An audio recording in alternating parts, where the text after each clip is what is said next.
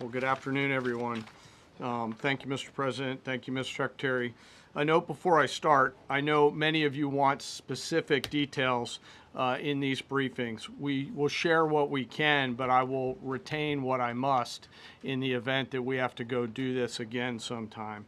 And I cannot stress the importance, as the President said, around operational security. The Secretary and I will do a more detailed briefing tomorrow morning, and we look forward to sharing the details that we can. On Thursday, 2 April at 10:10 p.m. Eastern Time, 4:40 in the morning, local Iran time, the Joint Personnel Recovery Center, which handles the Central Command area of responsibility, declared an isolated personnel recovery event for a U.S. Air Force F-15E Strike Eagle, call sign Dude 44, which was down in hostile Iranian territory. The pilot and weapons system officer had both safely ejected and were isolated behind enemy lines. Following confirmation of active rescue beacons and on the direction of the Secretary and by order of the President, a rescue operation was launched with the stated purpose of bringing both Americans home safely. As the Secretary said, several hours later on the morning, after positively locating the front seater, call sign Dude 44 Alpha, and aware of an aggressive ongoing search by the enemy, a U.S. Central Command plan was approved by the Secretary and the President. Shortly thereafter, a U.S. Air Force Combat Search and Rescue Task Force, comprised of A-10 Warthogs in their Sandy role, and I'll describe what that is in a minute, HC-130 Combat King IIs, HH-60 Jolly Green II helicopters, and Air Force Special Warfare Airmen, a package comprised of combat rescue officers and pararescueman operators, audaciously penetrated enemy territory in broad daylight to find, fix, and recover Dude 44 Alpha from behind enemy lines. This was an incredibly dangerous mission, an incredibly dangerous undertaking, but a filled promise made to every American warfighter that you will not be left behind. We will always come find you, and we will always bring you home. Over the next hours, the Search and Rescue Task Force crossed the beach, entered into Iranian airspace, protected by a fighter strike package, and moved into the objective area, all under fire. En route, as some of you have seen on social media, the helicopters took gas off the C-130s and pressed onward and forward up into the objective area. While this was ongoing and out in front of them, the Sandy flight of A-10s and other remotely piloted aircraft, drones, and other tactical aircraft were violently suppressing and engaging the enemy in a close-in gunfight to keep them away from the front seater and allow the pickup force to get into the objective area. During this engagement, one of the Sandy aircraft, the one primarily responsible for communicating with the downed pilot, was hit by enemy fire.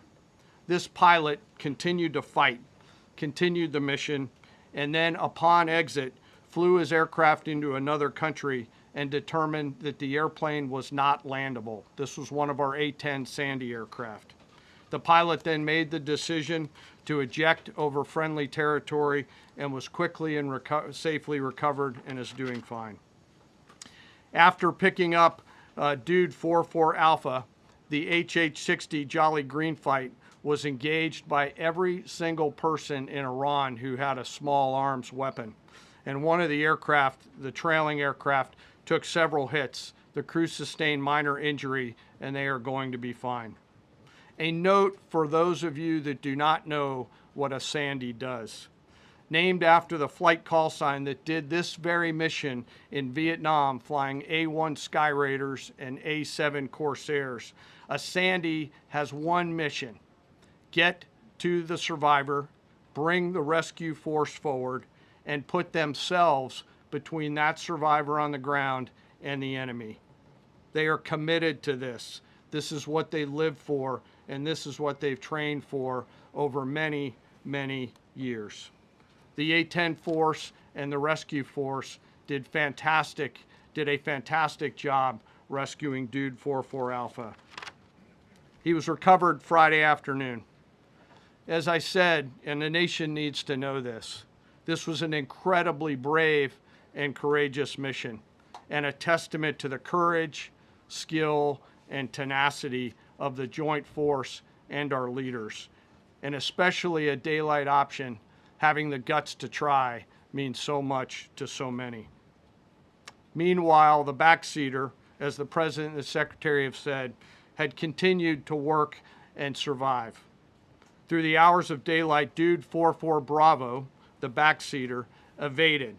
Using every means available, the efforts of the United States military, the Central Intelligence Agency, and others were attempting to find and locate with precision Dude 44 Bravo, the backseater. A note on the backseater and the front seater. The single most important contributor to a successful rescue operation is the spirit of attack inside the heart of that downed aviator. Their will to survive, their will to evade, their will to recover is everything. In this case, the backseater's absolute commitment to surviving made much of our efforts possible. On Saturday, 4 April, after establishing positive communications with the backseater, we learned, as the President said, that he was injured and actively evading enemy forces. And thanks to our interagency partners, we were able to get eyes on his location and positively ID him. Throughout this entire time, the enemy force continued to search for 44 Bravo, and the Joint Force continued to strike them over and over and over again. Fighting off marginal weather in Iran and the enemy's search for a second time on Saturday, at the recommendation of the CENTCOM commander and at the approval of the Secretary and the President, we launched a rescue task force to recover Dude 44 Bravo. Again, this came to the President and the Secretary for approval, this time with a much larger force package based on the time that the enemy had to prepare to find 44 Bravo. Again, this force was protected by A-10 Warthogs using the Sandy call sign. And this force had one single mission: do everything they can to bring an American home. This meant having a plan, being prepared to execute that plan, and, more importantly, being prepared for multiple, simultaneous contingencies.